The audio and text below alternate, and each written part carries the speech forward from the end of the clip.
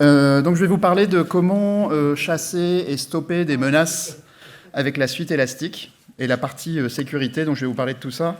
Donc, je m'appelle David, je suis maintenant développeur évangéliste et je suis dadonné sur Twitter. Alors Elastic, pour ceux qui ne connaissent pas, fondé en 2012, plus de 2500 salariés, je crois qu'on doit s'approcher des 3000 là en ce moment. Voilà, on travaille dans pas mal de pays, ça marche pas trop mal en ce moment pour nous. Chez Elastic, on édite une plateforme qu'on appelle maintenant l'Elasticsearch Platform. Chaque fois, on change de nom, c'est un peu de marketing, tout ça.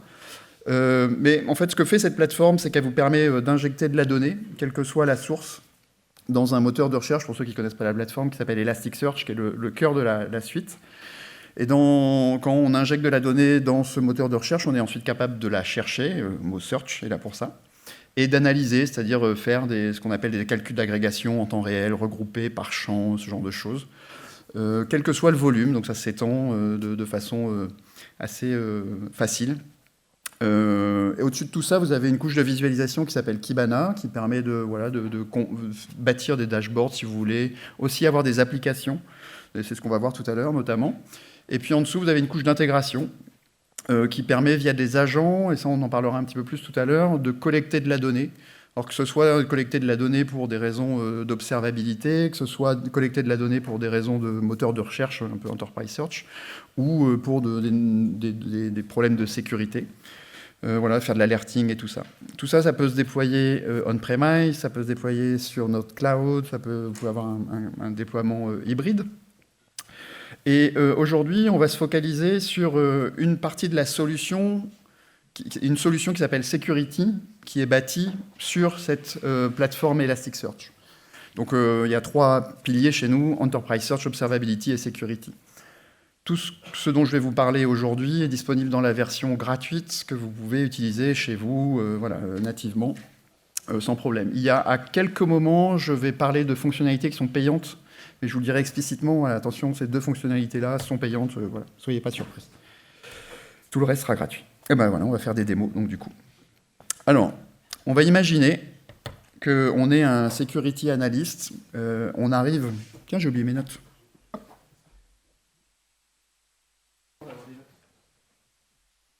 On est un security analyst, on arrive le matin à notre bureau.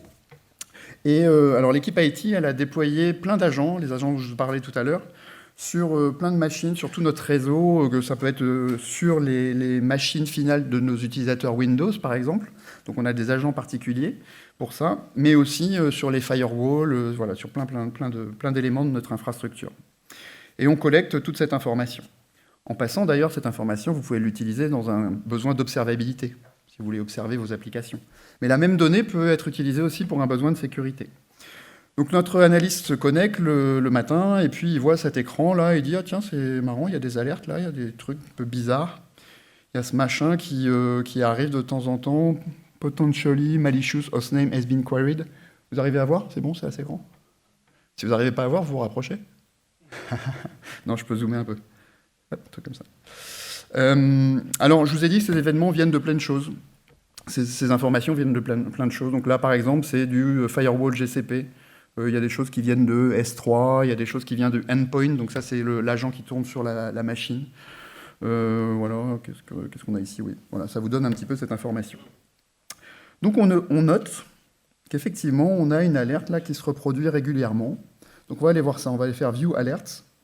Donc ça, c'est typiquement ce que je vous disais tout à l'heure, c'est une application qui est à l'intérieur du projet Kibana et qui permet d'adresser le use case de la sécurité, en fait. Mais on est dans Kibana. Pour ceux qui connaissent Kibana, vous reconnaissez un petit peu vos petits ici. Donc voilà, on voit nos différentes alertes. On voit qu'effectivement, cette alerte-là se reproduit à peu près toutes les 30 minutes, quelque chose comme ça. Et puis dessous, on a une liste. Voilà, on nous donne la liste des alertes qui ont été détectées. Et notamment, on voit ce potentially malicious hostname has been queried. Alors, on va regarder les alertes. On va regarder une alerte en détail, par exemple, ici. Non, pardon, ce que je vais vous montrer, pardon, c'est pas ça. C'est ici, on a une vue résumée, en fait, des alertes. Mais ce qu'on peut faire, c'est au lieu de se mettre en grid view, on peut faire un event view, Event Rendered View, où là, on va avoir un peu plus d'informations sur ce qui se passe exactement au niveau de l'alerte. Donc si je prends par exemple mon host, pardon, pas celui-là, lequel je voulais, voilà, potentially malicious hostname has been queried, on voit que cet utilisateur, là, sur cette machine Windows, il s'est connecté à un domaine cdnverify.net, et nous, on a mis quelque part une règle qui dit que cdnverify.net, c'est un domaine malicieux. Et donc là, on a détecté. Et alors, on voit qu'il s'est connecté via un truc rundll32.exe, des choses que vous devez connaître quand vous faites du Windows. Si on clique sur cette règle, ici, on peut voir à quoi correspond, comment a été développée cette règle. Alors, Elastic vient avec plus de 600 règles par défaut maintenant qui sont complètement normalisées pour vous aider justement à traquer des choses malicieuses qui pourraient se passer. Celle-là, typiquement, ce n'est pas une règle qui existe par défaut, c'est une règle qu'on a implémentée à la main. Donc on l'a rajoutée pour le besoin de la démo. D'ailleurs, on l'a effacée ensuite, je vais vous montrer comment ça s'ajoute. L'idée, c'est qu'on donne à une règle de détection, on va lui donner une sévérité et un score. On va pouvoir le classifier aussi selon cette classification MITRE-ATT&CK, là, pour ceux qui connaissent. Et puis, voilà, là, ce qu'on fait, c'est une règle type indicator match dans un index particulier qui s'appelle items default. Je vais vous montrer ça. Et puis, en fait, on pose des questions. Dans toutes les informations qu'on récupère via les agents, on va avoir des informations qui peuvent venir de requêtes DNS.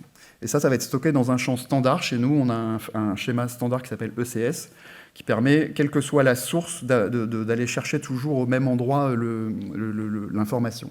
Donc, par exemple, si on a une information de type de requête DNS, et dans le champ dns.question.name, ça match ce truc keyword, je vais vous montrer ce que c'est, ou dans TLS server subject, ça match aussi ce truc keyword, ou dans DNS question register domain, ça match aussi ce truc keyword, hop, on lève l'alerte, parce qu'on a un problème.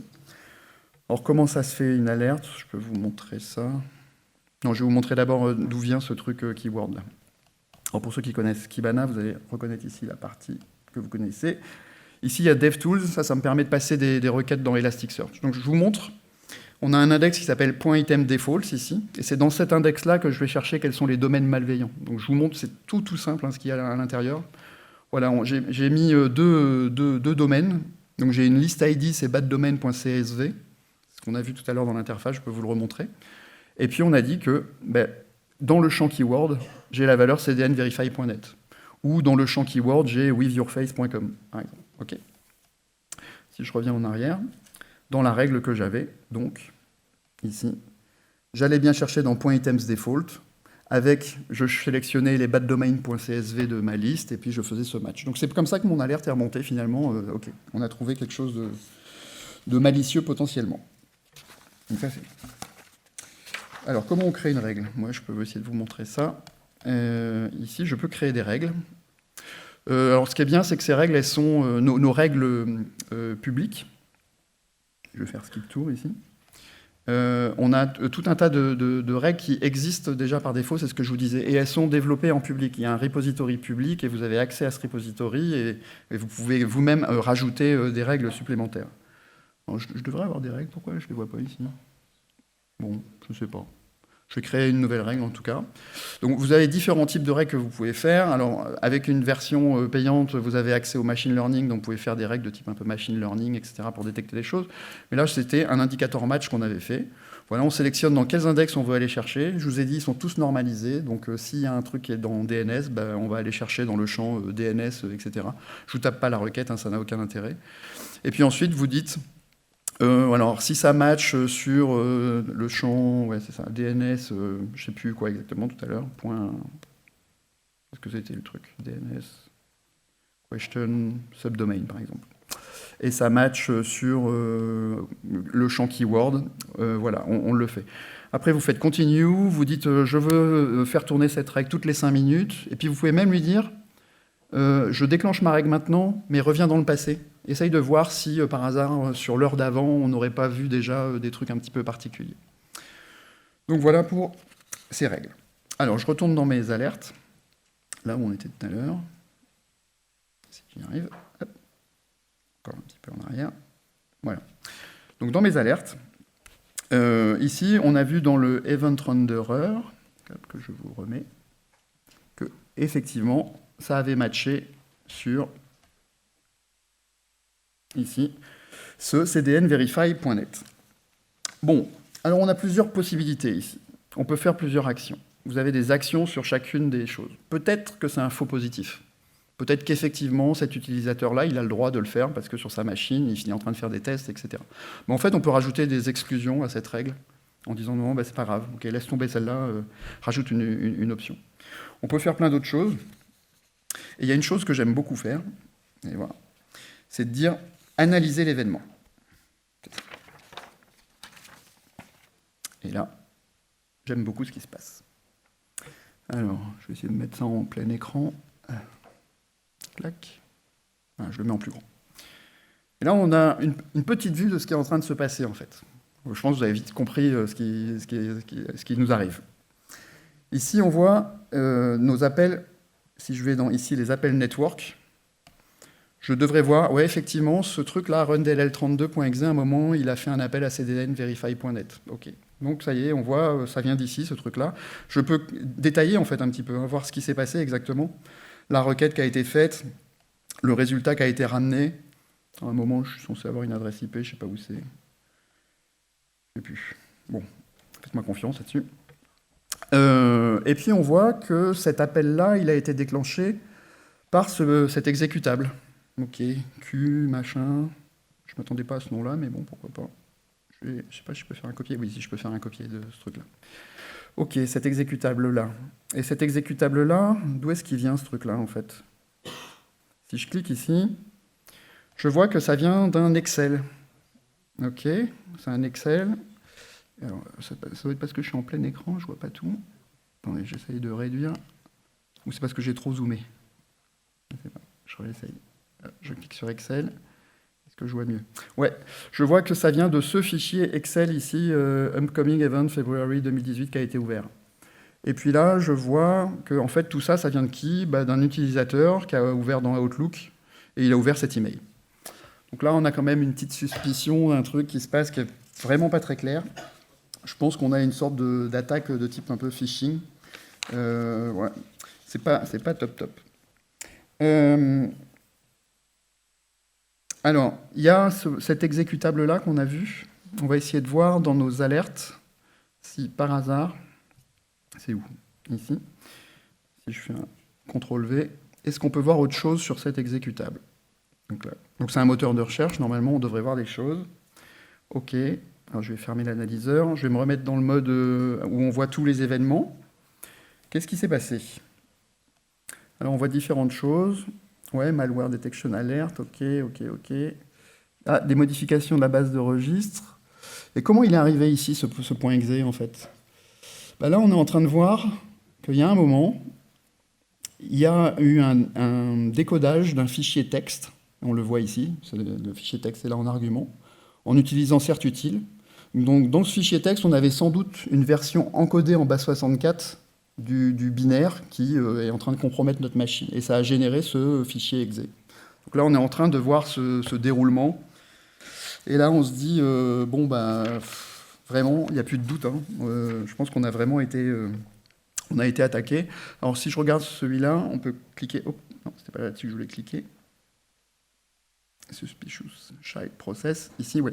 Si je clique, si je veux voir le détail de l'événement, ici, je peux voir aussi qu'effectivement, voilà, Excel a lancé certutil, il a demandé le décodage de ce TXT pour générer cet exe. Ok, j'ai toute la liste. On a tout tracé ici. Alors, on est sûr qu'il y a un problème là. Il y a quelque chose d'anormal qui est en train de se passer. Donc, une des actions qu'il va falloir mener, en fait, il va falloir qu'on isole le poste de l'utilisateur, parce que ça y est, il est compromis, on est sûr qu'il y a un problème. Donc c'est cette action qu'on peut faire, qui est... Non, c'était là, normalement. Alors attendez, ou alors c'était ici. Ah, je ne me rappelle plus où c'est. Dans View Details, ouais, c'était là. Normalement, on pouvait isoler le host. Ah, je suis embêté. La version a changé. Une nouvelle version. Alors normalement, je devais voir le host quelque part. Ah, c'est peut-être celui-là. Non. Ah oui, c'était là en fait. Il faut que je revienne en arrière, pardon. Je crois que c'est... Ils ont changé le bouton de place, ils ont dû le mettre sur le host. Je je retourne dans le détail. Celui-là. Le host est ici. Eh bien non. Alors normalement, je suis censé pouvoir dire j'isole le host. Je l'ai fait, je l'ai répété, et je ne vois pas où c'est. On va falloir me croire sur parole, mais là, je ne vois plus du tout où c'est. Normalement, vous êtes censé isoler votre host et dire je coupe l'accès à cette machine. Alors peut-être parce que le host n'est plus en ce moment accessible et c'est un truc de démo, peut-être que c'est pour ça. Mais normalement, vous êtes censé être capable de couper des machines, les couper du réseau, grâce à l'agent endpoint qui tourne sur la machine. Néanmoins, il n'est pas complètement isolé. Il est isolé pour tout, sauf pour Kibana et pour Elasticsearch, en fait. Et donc, ça va nous permettre de continuer à aller interroger quand même la machine. Pour autant, on ne pourra pas faire d'exfiltration de données, on ne pourra plus rien faire de tout ça. Bon, j'essaierai de retrouver d'où ça vient ce truc. Alors, comment ça peut être isolé, ce truc ? C'est grâce à ce qu'on appelle les agents endpoint. Alors, ça c'est pareil, ils m'ont changé le truc de place. Je vais faire ça. Ok, je vais faire close ici. Ici, en fait, on a créé ce qu'on appelle une politique et on a déployé un agent sur la machine et on a appliqué cette politique à cet agent qui tourne. Et on l'a déployé sur ces machines-là. Et donc, j'ai déployé plusieurs choses. Alors, par exemple, ici, j'ai dit, je veux collecter les logs depuis les informations système, je veux collecter les événements depuis le Windows Event Log, je veux connecter aussi des métriques depuis les informations système. Donc vous faites juste ça, vous cliquez les trucs, vous choisissez les options si vous avez besoin, et automatiquement, ça va être déployé sur tous les agents, et donc sur toutes les machines de votre parc. J'ai fait celui-là, Windows, celui-là je ne l'ai pas fait. Même système, même principe, spécifique à Windows, une intégration Windows. Et il y a ce Endpoint Security.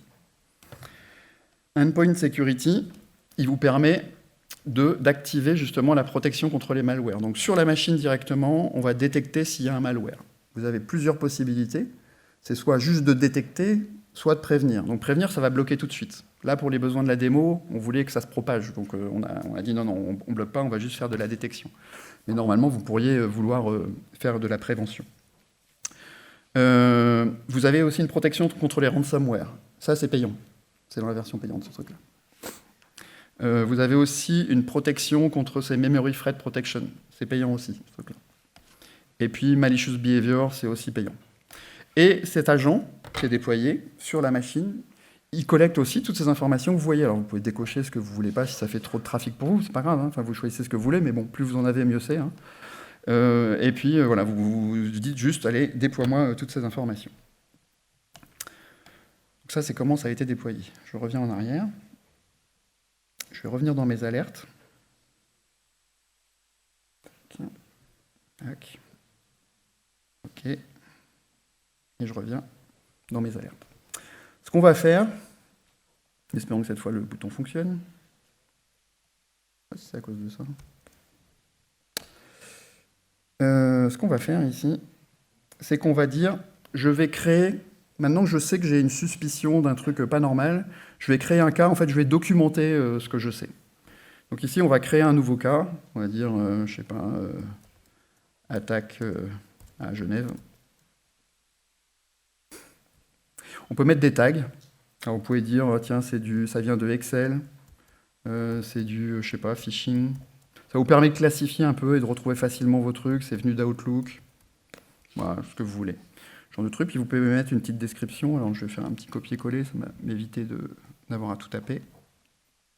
Donc c'est du Markdown. Clac. Voilà, vous documentez quelqu'un sur cette machine, il faisait plein de connexions à cdnverify.net toutes les demi-heures, et puis il a démarré un process runDLL32, etc. Ça, c'est dans la version gratuite. Si vous avez la version payante, vous pouvez aussi vous connecter à un système tiers de façon à offloader ça à d'autres équipes qui sont dédiées peut-être dans la sécurité et qui veulent intervenir autrement sans avoir besoin d'accéder nécessairement à votre Kibana. Donc on peut voir le cas. Voilà, le cas est ici. Et puis vous pouvez dire, voilà, je suis en cours de traitement de ce machin-là. Okay. Alors, on a vu qu'on a donc une machine qui a été compromise. Il y a un exécutable non désiré qui a lancé des choses, qui s'est connecté à cdnverify.net. On ne sait pas pour l'instant s'ils ont réussi à piquer de la donnée. Est-ce qu'ils ont réussi à passer nos firewalls ou pas, par exemple? Ça tombe bien, on a les logs des firewalls. Donc on va pouvoir regarder dedans, voir si jamais ils ont réussi à passer un petit peu plus loin. Donc pour faire ça, on peut aller faire ce qu'on appelle des timelines. Et il y a quelque chose qui s'appelle ici, alors on peut faire des queries, on peut faire du drag and drop, on peut faire plein de trucs comme ça, mais là c'est pas ce que je vais faire. Je vais faire ici de la corrélation. Donc on a un langage particulier qui s'appelle EQL. Il y a toute une documentation, il y a des outils qui vous permettent de jouer avec ça. Je ne suis pas en mesure de taper moi-même la requête, donc je vais l'écrire ici et je vais vous la décrire. Donc je dis, dans une séquence de 5 secondes, essaye de voir si tu as des événements dont le process c'est run DLL32 et l'adresse IP de destination, ça correspond à cdnverify.net en fait, et 35.198.74.222. Et si dans le même laps de temps, tu as un événement GCP Firewall, ça veut dire que tu es passé, tu es sorti. Okay. Et là, en l'occurrence, si je zoome, je suis trop zoomé, je vais dézoomer un peu. En fait, ce qu'on voit ici, c'est firewall rule, firewall rule. Donc en fait, on a le début et on a la fin. Ouais, il y a eu une exfiltration de données. On est sûr que là, voilà, on a quelque chose qui a été compromis. Il y a des données qui ont passé le firewall et qui sont sorties et qui sont allées jusqu'à cdnverify.net. Donc là, c'est un gros problème pour nous, ce truc-là. Donc ce qu'il va falloir faire, on va rajouter... Alors, on va d'abord sauvegarder cette timeline. On va lui donner un petit nom. On va dire firewall has been breached. On ne sait rien. On lui donne un petit nom. On la sauvegarde. Et en fait, on va la rattacher au cas qu'on venait de créer. Ici, je sélectionne. Voilà, vous pouvez documenter, rajouter des petits trucs et rajouter votre commentaire. Voilà, et si vous avez un système tiers, ça sera poussé vers le système tiers. Et voilà. Donc on documente au fur et à mesure tout ce qui s'est passé.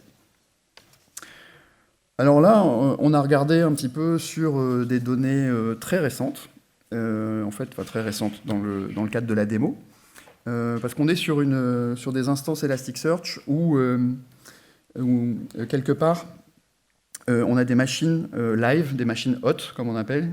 C'est des machines assez coûteuses.